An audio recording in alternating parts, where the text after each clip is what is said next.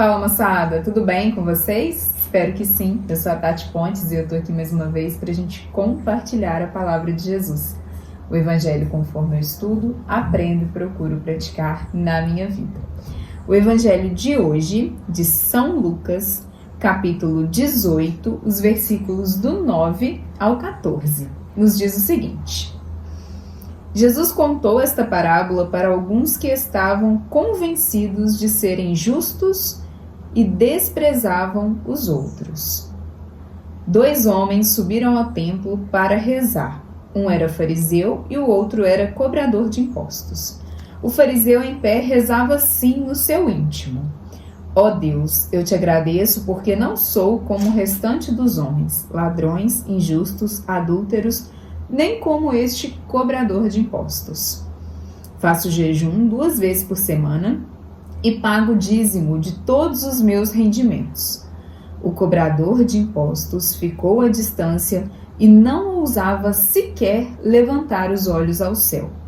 Ele batia no peito dizendo: Ó Deus, tem piedade de mim, pecador. Eu lhes digo, este último desceu para casa perdoado, mas o outro não, pois quem se exalta será humilhado, e quem se humilha será exaltado. O Evangelho, já no início, nos dá toda a dinâmica dessa parábola, né? Jesus contou esta parábola para alguns que estavam convencidos de serem justos e desprezavam os outros.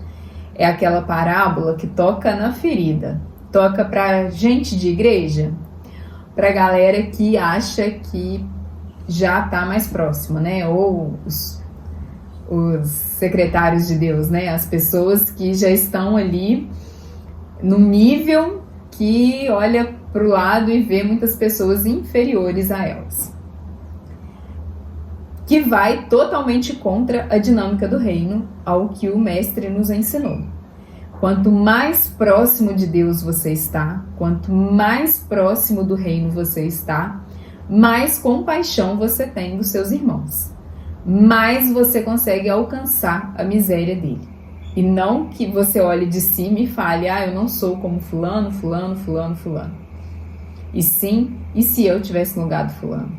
E se eu tivesse usado o que o fulano usou? E se eu tivesse caído, né, da forma que fulano caiu? A única diferença é que pela graça de Deus eu não caí. Então, se pela graça de Deus eu não sou fonte, eu não tenho condições de me manter sozinha sem cair no pecado, se pela graça de Deus eu me mantive fora do pecado, eu me mantive distante desse pecado, eu tenho que acessar a miséria do outro. Eu preciso enxergar o outro não como alguém menor ou como alguém mais distante do reino do que eu, e sim alguém que eu devo olhar com misericórdia. Alguém que é minha missão enxergar diferente e orar tanto por mim quanto para ele. Porque não tem nada, o telhado é de vidro e Jesus já falou isso várias vezes aqui pra gente. Não tem nada que me faça melhor ou com condições de não cair acima do outro. E quando esse fariseu diz que ele não faz isso, não faz aquilo, não faz aquilo outro, que é mais que obrigação, né? Porque não tem nenhum mérito em não ser ladrão, injusto, adúltero, não tem nenhum mérito. É mais que a obrigação, né? É mais que a lógico, correto. Não é porque o mundo está enxergando de outra forma que é normal trair, é normal roubar, é normal ser injusto. Não é normal, né? Não é lógico, não faz parte do que é normal como caráter, né? Então, não é porque todo mundo está fazendo que se tornou normal. É mais que obrigação você não fazer, é o mínimo. Se você se diz cristão, é o mínimo você não fazer isso. O mínimo. O mínimo. Porém, quando ele se compara, nem como este cobrador de impostos, fica mais feia ainda a oração dele, né? Porque ali ele já estava falando tudo que ele não faz, se colocando numa situação de como se Deus devesse ele, né? Ele coloca ali, a oração dele é toda como se Deus fosse: eu te agradeço porque não sou como o restante dos homens. Ele agradece ali porque ele não é igual a todo mundo. Diz ele que não. Eu acho que é um pouquinho pior, né? Pelo que a gente está vendo aqui. E aí ele agradece por isso, por não ser igual a todo mundo. E logo em seguida me falando que ele não faz, que é o mínimo, né? Ainda mais se ele é um fariseu, um doutor da lei, alguém instruído na palavra do Senhor, é o mínimo que ele realmente não deve fazer. E pagar o dízimo dos rendimentos dele também, né? É o mínimo, se ele conhece toda a doutrina, toda a lei, tudo que está, né? Por base dessas leis, então é o mínimo que ele está fazendo aqui, mais que obrigação.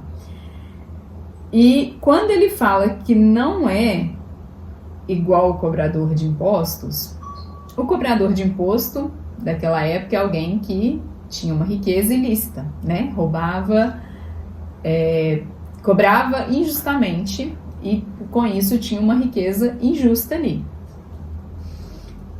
O fariseu, Jesus já nos contou também, as passagens aqui da Bíblia já nos contaram também que ele é amigo do dinheiro, simpatizante do dinheiro, de forma ilícita, né?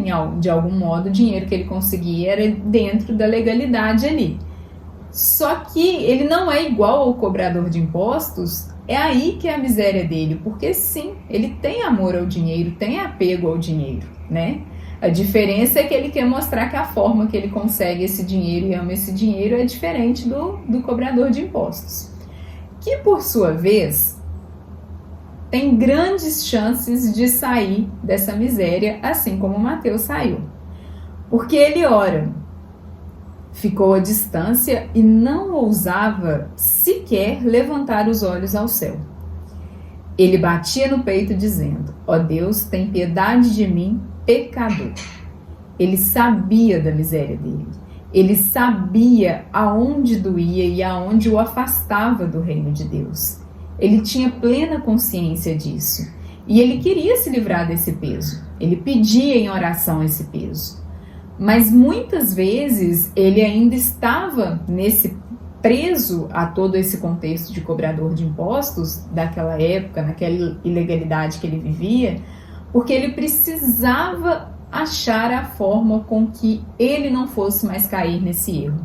Porque é outra situação que nos difere, não vou nem falar difere, não é essa palavra. Seria, não no sentido de melhor, mas de diferença mesmo, de separação mesmo. A única coisa que nos difere dos pecadores ou não pecadores é a consciência de onde eu posso cair. Porque cair, todos estamos sujeitos. E quanto mais próximo de Deus, Ele me mostra aonde eu vou cair, aonde eu posso cair, aonde é a minha tentação, para que eu peça: livrai-nos das tentações, não nos deixeis cair em tentações. Então, quanto mais próximo dele, eu vou saber que essa tentação não é para mim, que esse local não é para mim. Se eu sou alcoólatra, que um bar não é para mim. E eu preciso estar mais próximo a ele para entender que esse local vai me fazer pecar, esse local vai me fazer cair em tentação. Então, o cobrador de impostos aqui, quando ele ora, ele clama, ele sabe, ele entende que ele precisa se desapegar, desgrudar desse mundo que hoje é uma realidade para ele, e que ele terá que ter muito cuidado com tudo que relaciona a vida que o levava a ter essa riqueza ilícita. Todas as vezes que a gente cai no pecado, a gente precisa clamar a Deus, como esse cobrador de impostos fez, para que a gente entenda aonde é o nosso pecado, aonde eu estou sujeita a cair, aonde pode ser que eu não dê conta. Tudo a gente não dá conta sem Ele, né? Nós somos finitos, Ele é infinito, então a fonte é Ele. Tudo que a gente precisa vem dele, né? A gente não pode buscar em outros lugares, em outras fontes, porque a água viva é lá. Aonde vai derramar e não vai faltar é com Ele, para Ele e por Ele sempre. Quanto mais próximo eu vou saber onde eu não vou cair. Esse fariseu está se enganando, porque ele está colocando como pronto, o que ele já tem como pronto, o que ele faz, o que ele agradece por já ser dessa forma, né? Lindo, maravilhoso, perfeito, não faço isso, não faço aquilo outro. E justamente aonde ele pode cair, porque ali ele acha que não precisa de Deus, porque ali ele já tem que agradecer.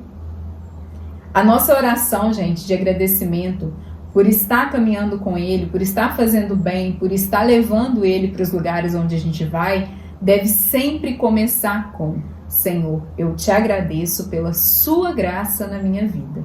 E que para a honra e glória do teu nome eu consegui fazer isso, eu consegui fazer aquilo, eu consegui fazer aquilo outro. Termina a oração e: Senhor, eu te peço que eu não caia em tentação, que eu não desvie nem para a direita nem para a esquerda, que eu consiga entender que o Senhor é a fonte e que sozinha vai dar ruim, que eu não vou conseguir. Que a gente tenha a clareza de sempre começar a oração dando honra e glória a quem é toda dele. A gente não tem mérito sobre isso, a gente não tem nenhum tipo de glória ou de coisas a se alegrar em relação a isso. E a gente precisa ter essa consciência que vem da fonte. Todo bem que eu faço vem da fonte. E todo bem que eu deixo de fazer é porque eu achei que sozinha daria conta. Que eu achei que eu tinha que agradecer porque eu fiz isso e aquilo outro. Eu sou tão maravilhosa que eu dei conta. E aí você cai, e aí você peca. O cobrador de impostos ainda estava em pecado, mas ele sabia que não podia continuar do jeito que estava. E ali, se ligando à fonte, pedindo misericórdia da fonte, ele ia alcançar uma nova rota. Ele ia alcançar um novo destino. Ele ia sair de onde ele estava para um novo de Deus, né? Se fez nova todas as coisas, se faz nova todas as coisas e sempre faz. Com ele, por ele, para ele, sempre. E que a gente tenha consciência de que, quando ele termina, Jesus disse, né? Este último desceu para casa perdoado, mas o outro não, pois quem se exalta será humilhado e quem se humilha será exaltado. Esse final, ele é importantíssimo, né? A gente tende muito a ficar, porque está na Bíblia, o humilhado será exaltado. Não, não é o humilhado. Se você se humilha por si mesmo, né, assim, porque foi humilhado por outras pessoas, você não vai ser exaltado nisso. Aqui fala quem se humilha. Aonde que eu me humilho? É onde eu reconheço a minha dor, o meu pecado, é como esse cobrador de impostos fez. Senhor, eu sou pecador. Senhor, tem de piedade de mim porque eu sou pecador. Eu me humilhei para Ele. Senhor, eu reconheço a minha miséria. Quantas misérias você tem escondido de Deus porque você acha que está pronto? Aí você acha que está pronto e quer mostrar para as pessoas ao seu redor que você dá conta, que você faz sozinho, que você vai chegar onde você quer, porque você é o fodão, né? O todo-poderoso ali. Só que você está longe da fonte. Você não está se humilhando para Ele. E é para Deus, não é para as pessoas. Não é para fulano, beltrano, não é reconhecer a sua miséria. Porque é aí que a gente cai, a gente quer reconhecer a nossa glória para as pessoas e não nos humilhamos para quem a gente deve se humilhar, que é para Deus. Quem se humilhar será exaltado. Eu vou reconhecer a minha miséria para que Ele me exalte nela, para que Ele me cure dela, para que Ele me mostre o caminho certo a seguir da minha miséria, para que eu mude a rota, para que eu siga outro caminho, porque Ele vai fazer, não é por mim. Agora, se eu me exaltar, se eu chegar lá e eu tô pronta, hein, gente? Ó, siga a mestra aqui, né? Siga quem já tá sabendo fazer, quem faz as contas, quem só sucesso, só seguir a tática que dá certo. Eu estou me exaltando. E Ele vai me humilhar, porque Ele sabe a minha miséria. Não é Deus. Eu vou me humilhar. É a mesma lógica aqui. Quem se humilha e quem se exalta. Se eu me exalto, eu mesmo me humilho. Porque eu digo para todos e todas quão pronta eu estou e no fim das contas as minhas misérias começam a aparecer em tudo que eu tento esconder. Porque a gente só consegue tentar forjar para a sociedade. Para Deus a gente não esconde, né? A gente não esconde. Então todas as vezes que você tentar sozinho, você vai cair, porque é lógico, né? A gente não é fonte, a gente precisa beber da fonte, a gente se alimenta da fonte, mas a gente não é fonte. Isso que a palavra nos traz esse final de semana. Que a gente saiba orar, como o cobrador de impostos fez, e que a gente tenha a certeza que nos humilhar, para quem temos que nos humilhar, que é o Senhor das nossas vidas, nos fará sermos exaltados por Ele, sendo perdoados dos nossos pecados e levados à vida eterna. Que é para isso que a gente está aqui, né? Estamos de passagem, caminhando de volta para casa.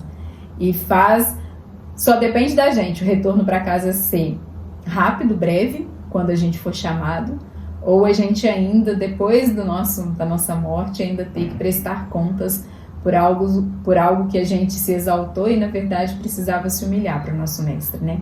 Ele dá tudo que a gente pede, Jesus já falou. Se a gente quer mal dar para os nossos filhos, imagina o nosso Deus de amor, o nosso Pai. Ele dá, mas você tem que clamar. Sua oração tem que ser do coração, não da boca para fora e de pé para que todo mundo veja. É você e ele, sempre. A sua intimidade com ele é capaz de te levar ao reino, de volta para casa. Amém? Tenha uma excelente semana, moçada, e até semana que vem.